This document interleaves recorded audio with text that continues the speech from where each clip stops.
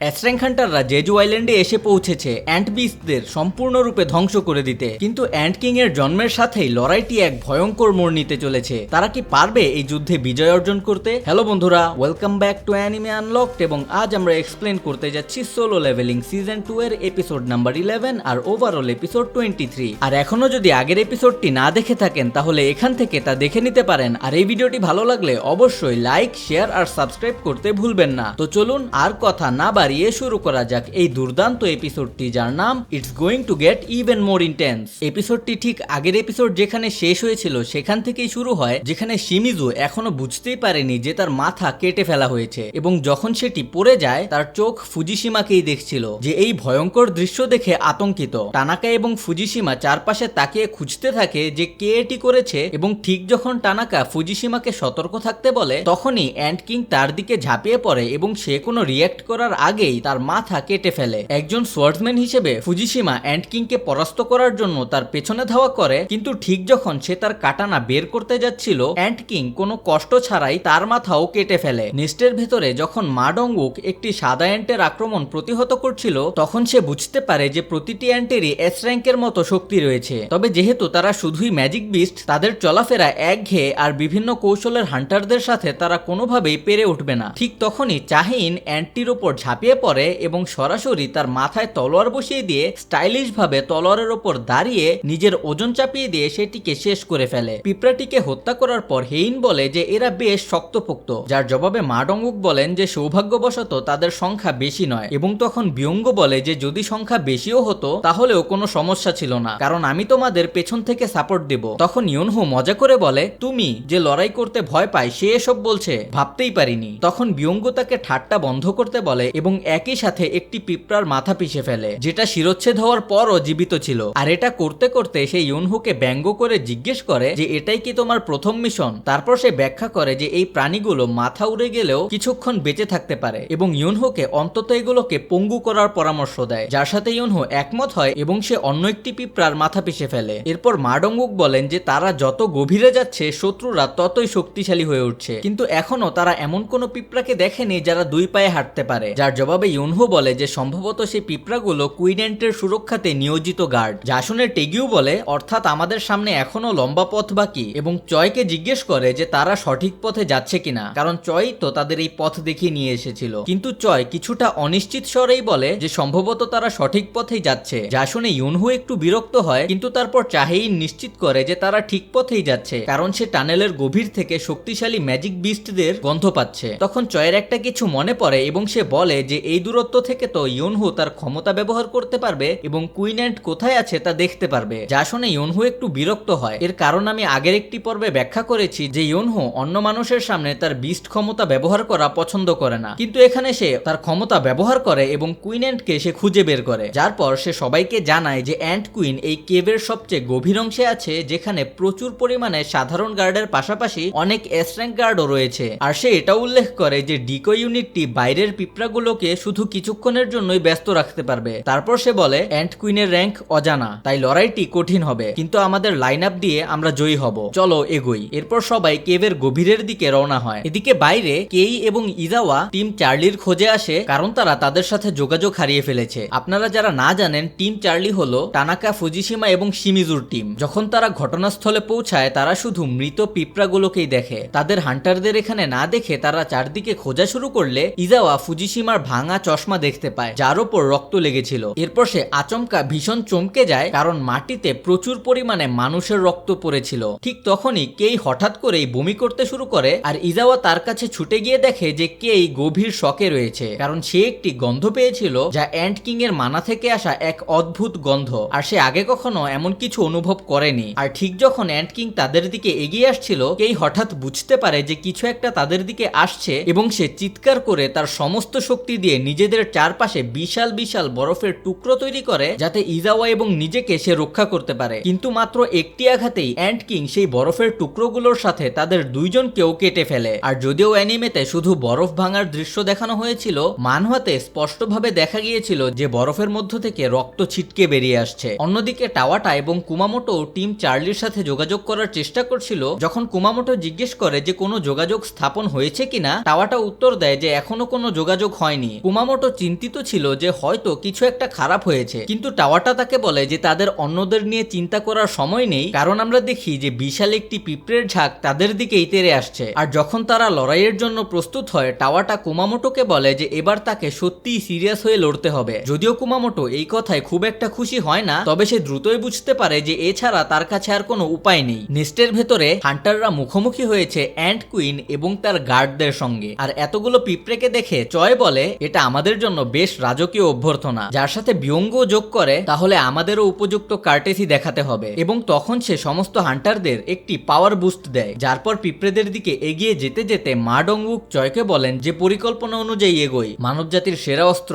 আমি তোমার উপর ভরসা রাখছি। যারপর সে তার আকৃতি বৃদ্ধি করে এবং চিৎকার করে অ্যান্টদের বলে তোমাদের প্রতিদ্বন্দ্বী এখানে। তারপর তার টন্ট স্কিল ব্যবহার করে পিঁপড়াদের তার উপর আক্রমণ করতে উস্কে দেয়। আর এই সুযোগেই চয় তার বিস্ময়কর ফায়ার ম্যাজিক ব্যবহার করে অসংখ্য পিঁপড়েকে শেষ করতে করতে বলে যে আমি সাধারণত এত শক্তি ব্যবহার করি না, কিন্তু আজ মনে হচ্ছে আমার সব চালই ব্যবহার করতে হবে। যারপর সে একটি বিশাল ফায়ার ড্রাগন রিলিজ করে, যা বিস্ফোরিত হয়ে আরো অনেকগুলো পিঁপড়েকে একসাথে ধ্বংস করে ফেলে। যারপর আরো পিঁপড়ে এগিয়ে আসলে ইউনহো ভাবে যে চয় ঠিকই বলেছে এবং আর পিছিয়ে থাকার কোনো কারণই নেই। আমি এই ভয়ঙ্কর রূপে রূপান্তরিত হলেও এদের একটাকেও বাঁচতে দেব না। যারপর সে তার বিস্ট ফর্মে রূপান্তরিত হয়ে একের পর এক শক্তিশালী পিঁপড়েগুলোকে তার হাত দিয়েই মারতে শুরু করে, যা চাহিইন দেখে বুঝতে পারে যে এটাই হলো ইউনহুর beast form the white tiger. যুদ্ধটি চলতে থাকে আর হান্টারদের সঙ্গে আসা রিপোর্টার নার্ভাস হয়ে সবকিছু পর্যবেক্ষণ করছিল। তখনই সে তার সুপিরিয়রের কাছ থেকে একটি নির্দেশ পায় যে তাকে আরো সামনে এগিয়ে গিয়ে স্পষ্টভাবে দৃশ্যগুলো ধারণ করতে বলে, কারণ দর্শক সংখ্যা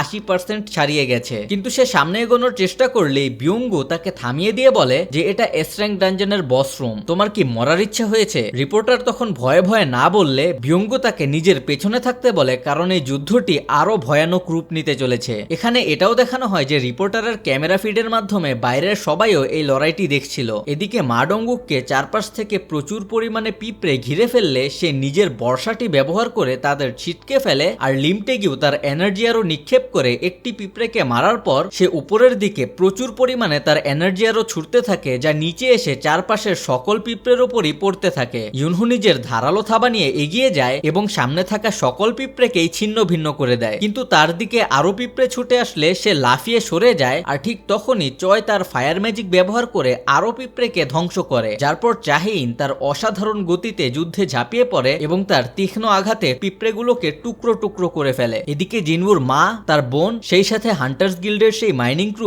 এই যুদ্ধটি নিউজে দেখছিল এবং গানহি দৃঢ় চিত্তে সবকিছুই দেখছিল এবং শুনছিল। আর তখন নিউজের হোস্ট ঘোষণা করে যে কুইনের শেষ গার্ডও পরাজিত হয়েছে। ঠিক তারপরই কুইন মা ডংউকের উপর আক্রমণ করে, কিন্তু সে তা ব্লক করে এবং সবাইকে বলে একসঙ্গে হামলা চালাতে। যারপর টেগিউ লাফিয়ে ওঠে কুইনের পিঠে অসংখ্য তীর নিক্ষেপ করে, আর ইউনহো কুইনের দিকে দৌড়ে গিয়ে বলে গার্ড ছাড়া কুইন শুধুই একটি জীবন্ত টার্গেট। যারপর সে তার ধারালো থাবা দিয়ে আঘাত আনে, কিন্তু এতে কুইনের কোনো ক্ষতি হয় না, বরং সে মা এবং ইউনহুর উপর অ্যাসিডের মতো কিছু একটা ছুড়ে দেয়। তবে বিয়ঙ্গু সঙ্গে সঙ্গেই তাদের হিল করে এবং বলে যে যতবারই দরকার হোক আমি তোমাদের আবারও দাঁড় করাবো। এতে কুইনের অ্যাটেনশন বিয়ঙ্গুর দিকে যায় এবং সে বিয়ঙ্গুকে আক্রমণ করতে গেলে মা ডংউক তার সামনে এসে বলে আমি কখনোই তোমাকে আমাদের হিলারের কাছে যেতে দেব না। যারপর চয় মা ডংউককে বলে যে কুইনকে সেভাবেই ধরে রাখতে। তারপর সে একটি ছোট্ট আগুনের বল ছুড়ে দেয়, যা কুইনের গায়ে লাগার সাথে সাথেই একটি বিশাল বিস্ফোরণে পরিণত হয় এবং ঠিক তার সঙ্গে সঙ্গেই কুইন একটি বিকট গর্জন করে, যা পুরো পরিবেশকেই পাল্টে দেয়। যদিও কেউ এই গর্জনটির কারণ বুঝতে পারেনি, ইউনহো তা ঠিকই অনুভব করে যে এটা মরে যাওয়ার গর্জন নয়, বরং অন্য কিছুই। এখানে আসলে কুইন কাউকে ডাকছিল, যা আর কেউ না বুঝলেও ইউনহো ঠিকই তা অনুভব করে। যাই হোক, তারপর কুইন পালানোর চেষ্টা করলে চয় এবং টেগিউ একই সঙ্গে তার উপর আক্রমণ চালায় এবং ইউনহো এবং মা ডংউক একসঙ্গে দৌড়ে গিয়ে কুইনের পা চেপে ধরে এবং চাহিইনকে ডাক দেয়। যারপর বিয়ঙ্গু চাহিইনকে পাওয়ার বুস্ট দিলে সে তার অসাধারণ তলোয়ারবাজ কৌশল ব্যবহার করে কুইনের সমস্ত পা অকেজো করে দেয়। আর কুইন যখন নিচে পড়ে যায় তখন চাহিইন উপরে লাফিয়ে ওঠে আর তার সমস্ত শক্তি দিয়ে একটি আঘাতে কুইনের মাথা তার ধর থেকে আলাদা করে দেয়। তারপর যখন চাহিইন পুরো ক্লান্ত হয়ে পড়ে এবং বাকি হান্টাররা এখনো পরিস্থিতি বোঝার চেষ্টা করছে, তখন নিউজের মাধ্যমে এটি দেখার পর সকল মানুষই আনন্দ উদযাপন শুরু করে দেয়, কারণ কুইন অ্যান্টকে পরাজিত করা হয়েছে। যারপর গানহি স্বস্তির নিঃশ্বাস ফেলে বলেন যে আমরা এটা সম্পন্ন করেছি। এখনো এটা বিশ্বাস না করতে থাকা চাহিইন যে নিজেই কুইনকে হত্যা করলো, সে জিজ্ঞেস করে যে এটি কি সে, শেষ? যার উত্তরে টেগিউ বলে যে হ্যাঁ, কুইন মারা যাওয়ার ফলে বাকি পিঁপড়েগুলো 1 বছরের মধ্যেই বিলুপ্ত হয়ে যাবে। যারপর মা ডংগুক বলেন যে এই জায়গাটি আবারও মানুষের বসবাসের উপযোগী হয়ে উঠবে, কিন্তু ইউনহো কুইনের চিৎকারের ধরন দেখে এখনো সন্দেহ করছে এবং যখন সে তার উদ্বেগ ব্যক্ত করে তখন বিয়ঙ্গো তাকে আশ্বস্ত করে যে তারা কুইনকে তো হত্যা করেছে এবং ইউনসুকের মৃত্যুর প্রতিশোধও নিয়েছে। যারপর ইউনহো একটু স্বস্তির নিঃশ্বাস ফেলে, কিন্তু যখন সবাই উদযাপন করা শুরু করে এবং তাদের মনোভাব হালকা হতে থাকে তখনই রেইজি গোটোকে জানায় যে পিঁপড়েগুলো নেস্টের দিকে অগ্রসর হচ্ছে এবং ইন্টারফারেন্স তরঙ্গগুলো কাজ করছে না। এই কথা শুনে গোটো রেইজিকে নির্দেশ দেয় যে আরো তথ্য সংগ্রহ করো এবং রিপোর্ট করে আমাকে জানাও। এবং এই সময় আমরা দেখতে পাই যে পিঁপড়ের সেই বিশাল ঝাঁক নেস্টের দিকেই ধেয়ে আসছে। চয় অনুভব করতে পারে যে তার বানানো ফায়ার প্রিজনটি ভেঙে গেছে এবং সে যখন বাকিদের এই বিষয়টি জানায় তখন টেগিউ জিজ্ঞেস করে যে এটা কি হচ্ছে, এটা তো আমাদের প্রত্যাশার চেয়েও অনেক আগেই ঘটলো। যারপর বিয়ঙ্গু উপলব্ধি করে যে ইউনহো একটু আগে কুইনের যে চিৎকারের কথা বলছিল তাই হয়তো এর জন্য দায়ী। তখন মা ডংগুক প্রশ্ন করেন যে তাহলে কি কুইন আসলেই কাউকে ডাকছিল? যারপর হেইন বলে যে এমন যদি হয়েও থাকে তবুও বাইরে থাকা পিঁপড়েগুলো চয়ের টেকনিক ভাঙতে পারবে না। আর যখন বিয়ঙ্গু প্রশ্ন করে তাহলে এখন কি হবে, ইউনহো উত্তর দেয় যে কিছু একটা আসছে। আর ঠিক তখনই সবাই ভারী একটি মানার উপস্থিতি অনুভব করে আর এক ভয়ঙ্কর চেহারা নিয়ে হাজির হয় অ্যান্ট কিং। যখন ইউনহো অ্যান্ট কিং এর গায়ের রং নিয়ে প্রশ্ন করে যে বাকি পিঁপড়েগুলো লাল হওয়া সত্ত্বেও এই পিঁপড়েটি কালো কিভাবে, তখনই অ্যান্ট কিং তার মানা রিলিজ করে যা চাহিনকে তার হাঁটুর উপর ফেলে দেয়, কারণ সে অনুভব করে যে অ্যান্ট কিং এর থেকে এত শীতল এবং ভয়ঙ্কর অপারেশনের মতো অনুভূতি আসছে আর তার গায়ের গন্ধ এতটাই প্রবল যে তা থেকেই চাহিন বুঝতে পারে যে এটি কোনো সাধারণ ম্যাজিক বিস্ট নয়। আর যখন মা ডংগুক ভাবতে থাকে যে এখন দেরি করার সময় নয় এবং অ্যান্ট কিংকে সে মারতে এগিয়ে যায় তখনই সে অনুভব করে যে যেন তার বাম দিকটা পুরোপুরি ছিঁড়ে যাচ্ছে, কিন্তু অ্যান্ট কিং তার গায়ে হাতও দেয়নি, সে শুধু তার বাম পাশ দিয়ে এমন ভাবে হেঁটে গেছে যেন মনে হয় তার কাছে মা ডংগুক এক্সিস্টই করে না। আর সবাই যখন কনফিউশনে তাকিয়েছিল তখনই অ্যান্ট কিং হঠাৎ করেই কুইনের মাথা খেতে শুরু করে, যার পর সে রাগে প্রচন্ড জোরে একটি চিৎকার করে, কারণ কুইনের মাথা খাওয়ার সাথে সাথেই অ্যান্ট কিং কুইনের স্মৃতিগুলো অর্জন করেছে এবং সে জেনে গেছে যে তাকে কে হত্যা করেছে। তারপরে সে হেইনের দিকে তাকায় এবং কেউ কিছু বুঝে ওঠার আগেই অ্যান্ট কিং চাহিনকে এত জোরে আঘাত করে যে তৎক্ষণাৎ ভাবে তার অনেকগুলো হাড় ভেঙে যায় এবং সে একটি র্যাগডলের মতো উড়ে গিয়ে একটি পিলারে আছড়ে পড়ে। তারপর মা ডংগুক যখন হেইনকে ডাকে অ্যান্ট কিং তার পেছনে চলে আসে আর এটি বুঝতে পেরে মা তার আকার বৃদ্ধি করেন এবং ঢাল নিয়ে আক্রমণ করে বলেন যে আমাকে অবমূল্যায়ন করো না, কিন্তু অ্যান্ট কিং একটি মাত্র ঘুষিতে তার ঢাল সহ তার হাত ঘুরিয়ে দেয়। তারপর মা ডংগুক বর্ষা দিয়ে আঘাত করতে গেলে অ্যান্ট কিং তার সেই হাতও ধরে ছিঁড়ে ফেলে। এরপর সে ইউনহোর দিকে এগিয়ে যায় যে তাকে থামানোর চেষ্টা তো করে, কিন্তু অ্যান্ট কিং এক ঝটকাতেই তার শরীরে একাধিক কাট তৈরি করে এবং তারপর চয় এবং টেগিউর দিকে হাঁটতে থাকে। চয় একটি আগুনের গোলা তৈরি করতেই যাচ্ছিল, কিন্তু সে কিছু বুঝে ওঠার আগেই অ্যান্ট কিং তার সামনে এসে তার বুকে আঘাত করে। তারপর টেগিউ একটি তীর ছুঁড়ে দিলে তাকে অবাক করে অ্যান্ট কিং সেই তীরটি ধরে ভেঙে ফেলে, যারপর সে চোখের পলকে টেগিউকে চর মেরে দূরে ফেলে দেয়। আর টেগিউ যখন পুতুলের মতো ছিটকে যাচ্ছিল তখন অ্যান্ট কিং তাকে শেষ আঘাত দিতেই যাচ্ছিল, কিন্তু মা ডংগুক হঠাৎ করেই এসে তাকে থামিয়ে দেয়, যার হাত আবারও পুনরায় গজিয়েছিল, যা সম্ভব হয়েছিল একমাত্র বিয়ঙ্গোর কারণেই। তারপর মা ডংগুক অ্যান্ট কিংকে বলেন যে আমাদের একজন নির্ভরযোগ্য সঙ্গী আছে। যারপর দেখা যায় যে বিয়ঙ্গো ক্যামোফ্লাজ ব্যবহার করেছে এবং মা ডংগুককে হিলিং এবং পাওয়ার আপ দিচ্ছে। মা যখন অ্যান্ট কিং এর সাথে লড়াই করছিল তখনই দেখা যায় যে অ্যান্ট কিং সহজেই তার সকল আক্রমণ এড়িয়ে যাচ্ছিল, আর বিয়ঙ্গো তখন প্রকাশ করে যে সে ক্যামোফ্লাজ ব্যবহার করার সময় অদৃশ্য হলেও নড়াচড়া করতে পারে না, তবে একজন হিলার হিসেবে এটাই তার জন্য যথেষ্ট, কারণ যতক্ষণ সে বেঁচে আছে ততক্ষণ তার দলকে হারানো সম্ভবই নয়। কিন্তু ঠিক তখনই অ্যান্ট কিং মা ডংগুকের পা ধরে এবং তাকে হাল্ক স্ম্যাশ স্টাইলে আছাড় দিতে শুরু করে। অ্যান্ট কিং তাকে মাটিতে আছড়ে দিতে থাকে যতক্ষণ না পর্যন্ত মা ডংগুক অজ্ঞান হয়ে যায়। আর যখন বিয়ঙ্গো আবারও মাকে হিল করতে যাচ্ছিল অ্যান্ট কিং তার উপস্থিতি ঠিকই অনুভব করে। এবং হ্যাঁ, আমি জানি আমি এই পর্বে অনেকবার এই কথাটি বলেছি যে কেউ কিছু বুঝে ওঠার আগেই অ্যান্ট কিং মুহূর্তের মধ্যেই বিয়ঙ্গুর পেছনে চলে যায়। আর ইউনহো যখন বিয়ঙ্গুর নাম ধরে ডাকে তখনই বিয়ঙ্গু রক্তবমি করে এবং নিচের দিকে তাকিয়ে দেখে যে অ্যান্ট কিং তাকে নিজের হাত দিয়ে পেছন থেকে বিদ্ধ করেছে এবং তার বুকের এপার ওপার করে ফেলেছে। আর বিয়ঙ্গু যখন ইউনহোকে পালিয়ে যেতে বলছিল তখনই অ্যান্ট কিং একটি কামড়ে বিয়ঙ্গোর মাথা খেয়ে ফেলে। আর রাগে ইউনহো অ্যান্ট কিং এর দিকে ঝাঁপিয়ে পড়লে সে হাওয়াতে থাকা অবস্থাতে অ্যান্ট কিং বিয়ঙ্গুর মাথা ছাড়া শরীরটি তার দিকে ছুঁড়ে দেয় আর ইউনহোকে হাওয়াতে থাকা অবস্থাতেই গলা চেপে ধরে, যার ফলে ইউনহো তার আসল রূপে আবারও ফিরে আসে। তার তারপর অ্যান্ট কিং তার মুখ খোলে এবং বিয়ঙ্গু মৃত্যুর আগে যা বলছিল হুবহু সেই কথাগুলোই বলতে থাকে। ইউনহু রেগে গিয়ে তাকে গালি দিলে অ্যান্ট কিং বলে, তোমরা সবাই দুর্বল, আমাদের কুইন মারা গেছে, শুধু তোমাদের সৈন্যদের হত্যা করাই ঠিক হবে না, তোমাদের রাজা কোথায়? আর সেই মুহূর্তে দেখা যায় যে চাহেইন এবং টেগিও অজ্ঞান হয়ে পড়ে আছে, আর সে রিপোর্টার এই ঘটনা দেখে আতঙ্কিত হয়ে দাঁড়িয়ে আছে। এরপরই অ্যান্ট কিং বাইরে একটি শক্তিশালী উপস্থিতি অনুভব করে এবং ইউনহুকে ছেড়ে দিয়ে উড়ে চলে যায়। অ্যান্ট কিং চলে যাওয়ার পর ইউনহু বুঝতে পারে যে সে হয়তো গোটোর দিকে গেছে, কিন্তু তখনই সে ভাবে যে এখন আর ভাবার সময় নেই, কারণ যত দ্রুত সম্ভব আমাদের এখান থেকে পালাতে হবে। কিন্তু তখনই দেখা যায় যে পিঁপড়ের সেই বিশাল ঝাঁকটি তাদের দিকেই এগিয়ে আসছে। বাইরে গোটো এবং তার দল এখনো জানে না যে চার্লি এবং ডেল্টা দুই দলকেই অ্যান্ট কিং হত্যা করেছে এবং তারা এখনো তাদের সঙ্গে যোগাযোগ করার চেষ্টা করছে। ইশিদা উদ্বেগ প্রকাশ করে যে কিছু না কিছু একটা সমস্যা হতে পারে, যার জবাবে গোটো বলে যে যদি সংকেতে কোনো সমস্যা হয়ে থাকে তবুও তারা তো যোগাযোগের সীমার মধ্যেই থাকার কথা। এরপর সে ব্রাভো টিমকে জিজ্ঞেস করে যে তারা চার্লি বা ডেল্টা দলের কারো সঙ্গে যোগাযোগ করতে পেরেছে কিনা, যার উত্তরে টাওয়াটা জানায় যে তারা ইতিমধ্যেই তাদের সঙ্গে যোগাযোগ হারিয়ে ফেলেছে এবং জিজ্ঞেস করে যে তারা সেখানে গিয়ে পরিস্থিতি দেখে আসবে কিনা। গোটো যার উত্তর দেয় যে সে নিজেই যাচ্ছে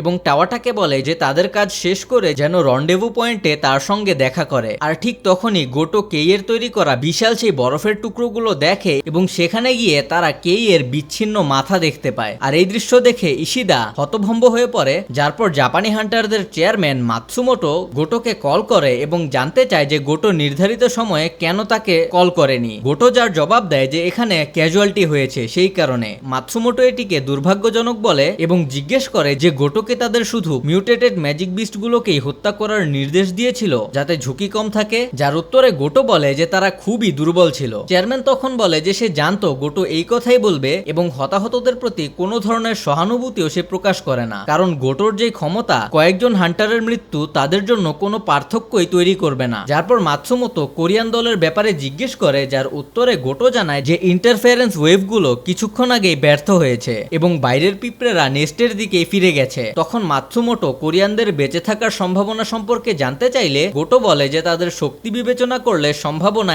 একদম জিরো। যারপর মাতসুমোটো বলে যে জাপানের সর্বোচ্চ প্রচেষ্টা থাকা সত্ত্বেও সম্মিলিত বাহিনী পুরোপুরি ধ্বংস হয়ে গেছে, তাই আমাদের সাময়িকভাবে পিছু হটতে হবে। আমরা তাদের উইল ধারণ করব এবং দ্বিতীয় আক্রমণ বাহিনীর সঙ্গে সমুদ্র পথেই জেজু আইল্যান্ডের দিকে অগ্রসর হব। তারপর সে তার আসল উদ্দেশ্য প্রকাশ করে যে তারা আস্তে আস্তে প্রতিবেশী দেশ অর্থাৎ কোরিয়ানদের দুর্বল করবে যাতে জাপানি এসরেঙ্ক গেট দখল করার ক্রেডিট পায়। এরপর মাতসুমোটো তাদের পিছু হটার এবং দ্বিতীয় আক্রমণ বাহিনীর সঙ্গে সমুদ্রে মিলিত হওয়ার নির্দেশ দেয়, যারপর সে ফোনটি রেখে দেয়। গোটো যখন ইশিদা এবং হোশিনোকে পরিস্থিতি ব্যাখ্যা করছিল তখনই অ্যান্ট কিং এসে গোটোকে আঘাত করার চেষ্টা করে, কিন্তু গোটো দ্রুতই সেই আক্রমণ প্রতিহত করে। তবে আক্রমণের ধাক্কাটি সোজা ইশিদার মাথায় লাগে এবং তার মাথা শরীর থেকে বিচ্ছিন্ন হয়ে যায়। যারপর গোটো হোশিনোকে বলে যে দ্রুত পালিয়ে ব্রাভো দলের সঙ্গে যোগ দিতে এবং দ্বিতীয় দলের সঙ্গে মিলিত হতে। আর যখন হোশিনো এখানে থাকতে চায় গোটো বলে যে তুমি এখানে থাকলে শুধু আমার পথে একটি বাধা হয়ে দাঁড়াবে। যারপর হোশিনো গোটোর কথা অনুযায়ী সেখান থেকে চলে যায়। সে চলে যাওয়ার পর অ্যান্ট কিং গোটোর সামনে দাঁড়ায় আর গোটো লক্ষ্য করে যে অ্যান্ট কিং এর অনেক তীক্ষ্ণ একটি অরা রয়েছে। যারপর অ্যান্ট কিং জিজ্ঞেস করে তুমিই কি রাজা? আর অ্যান্ট কিং কে কথা বলতে দেখে গোটো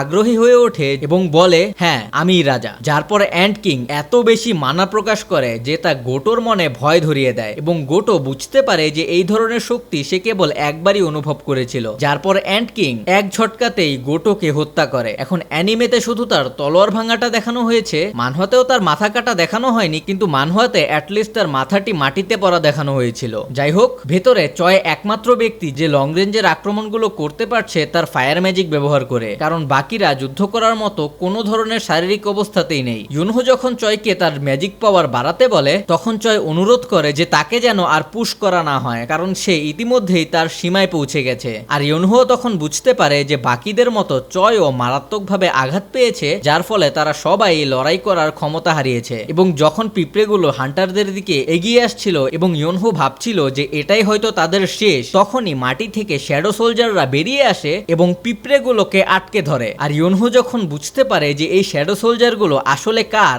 সিনটি শিফট হয়ে জিনুর দিকে যায় যে একটি ছাদের ওপর বসেছিল। আর তারপর ঠিক যখন সে এক্সচেঞ্জ বলে এপিসোডটি এখানেই তারা শেষ করে দেয়। I hate you A1 studio. যাক, অ্যাটলিস্ট আমার একমাত্র এই নিয়ে মাথা ব্যথা নেই। সব সোলো লেভেলিং ফ্যানরাই এক সপ্তাহ ওয়েট করবে অ্যানিমেশনটার জন্য, তো আমরা সবাই রিলেট করতে পারি। যাই হোক, যদি যদি আপনারা অ্যানিমেশন ছাড়াই দেখতে চান যে আসলে সামনে কি ঘটতে চলেছে, সোলো লেভেলিং মানহোয়ার চ্যাপ্টার 101 থেকে পড়ুন, বুঝতে পারবেন কি হলো। আমি আর কোনো স্পয়লার দেব না, কারণ নেক্সট উইকই পরের এপিসোডটি রিলিজ হতে যাচ্ছে, যার নাম are you the king of humans, যেখানে আমরা জিনভো ভার্সেস অ্যান্ট কিং এর ফাইটটি দেখতে চলেছি। আর এটি রিলিজ হওয়ার সাথে সাথেই আমি অ্যানিমে আনলকডে এটি যত দ্রুত সম্ভব আনার চেষ্টা করব। আর তা মিস করতে না চাইলে আমাদের চ্যানেল অ্যানিমে আনলকডকে সাবস্ক্রাইব করে বেল আইকন প্রেস করুন এবং আমাদের সাথেই থাকুন। আমরা খুব শীঘ্রই পরের এপিসোডটিও আনতে চলেছি। আর যদি এই ভিডিওটি ভালো লাগে অবশ্যই লাইক, শেয়ার আর কমেন্ট করতে ভুলবেন না, এটি আমাদের অনেক হেল্প করবে। আর সামনে কোন অ্যানিমে এক্সপ্লেনেশন দেখতে চান তাও কমেন্টে অবশ্যই জানাবেন, আমি আমার সাধ্যমতো তা নিয়ে আসার চেষ্টা করব।